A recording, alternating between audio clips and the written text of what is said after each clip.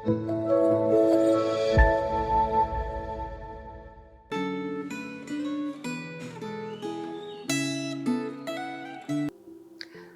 saudara, kembali kita bertemu di dalam perenungan Gema.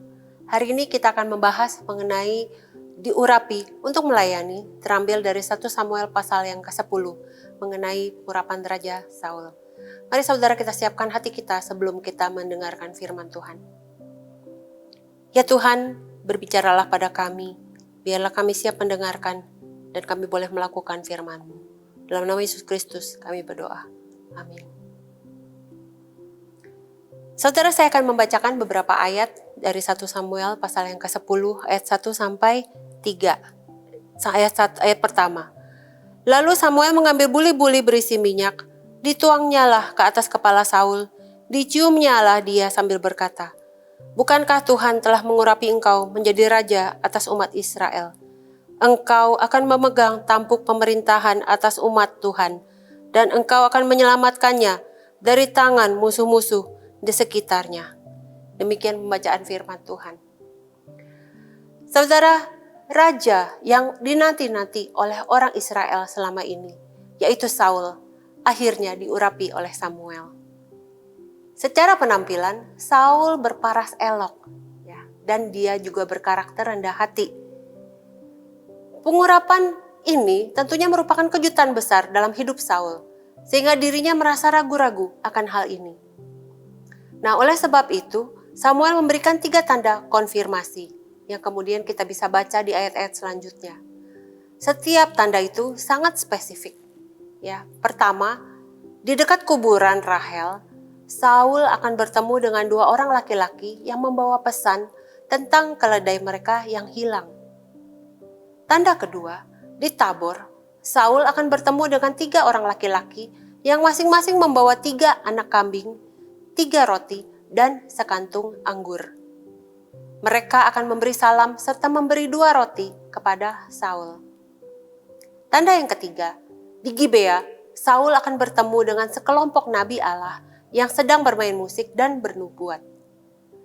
Roh Allah akan turun ke atas Saul dan Saul akan mulai bernubuat bersama dengan mereka. Nah, setelah itu, Samuel memerintahkan Saul untuk tinggal di Gilgal selama 7 hari dan menunggu Samuel datang. Pengurapan Tuhan atas diri Saul sebagai Raja Israel merupakan persiapan Tuhan bagi Saul untuk menjadi pelayan umat Tuhan. Nah, ada hal-hal praktis yang seharusnya dipahami oleh Saul dan juga bagi kita, orang yang ingin melayani Tuhan, yaitu pertama, kita tidak dipanggil untuk melayani Allah dengan kekuatan kita sendiri, melainkan dengan kuasa Roh Kudus. Kalau kita melihat, bisa bandingkan dengan Sakaria pasal 4 ayat 6. Kemudian yang kedua, ketika kita melayani, Tuhan akan meneguhkan kita agar kita menghasilkan buah. Tuhan Yesus berkata di dalam Yohanes pasal yang ke-15 ayat 5, "Akulah pokok anggur dan kamulah ranting-rantingnya. Barang siapa tinggal di dalam aku dan aku di dalam dia, ia berbuah banyak. Sebab di luar aku, kamu tidak dapat berbuat apa-apa." Ketiga, ketika kita melayani, Allah akan memperlengkapi kita. Ketika Saul diurapi menjadi raja, Samuel berkata kepadanya, "Roh Tuhan akan berkuasa atasmu.